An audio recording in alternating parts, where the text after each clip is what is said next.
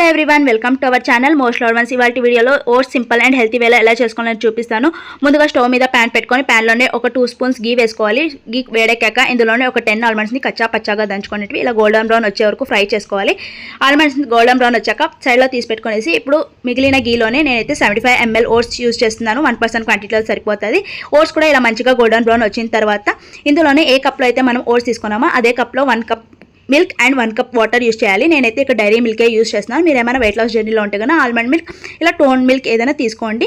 Oats ఇలా ఒక 70% boil అయ్యాక ఇందులోనే 1 స్పూన్ పీనట్ బటర్ యూస్ చేస్తున్నాను. సో దట్ టేస్ట్ ఎన్హాన్స్ అవుతుందని చెప్పేసి పీనట్ బటర్ని వేసుకున్నాక మంచిగా ఒక మిక్సీ ఇవ్వండి. మిక్సీ ఇచ్చాక ఈ కన్సిస్టెన్సీ వచ్చినప్పుడు అప్పుడే ఫ్రై చేసి పెట్టుకున్న ఆల్మండ్స్ని వేసుకొని ఇంకొకసారి మంచిగా మిక్స్ చేయండి. ఇంకా మిక్స్ చేసుకున్నాక స్టవ్ ఆఫ్ చేసుకొని ఇందులోనే 2 స్పూన్స్ హనీ వేసుకుంటున్నాను.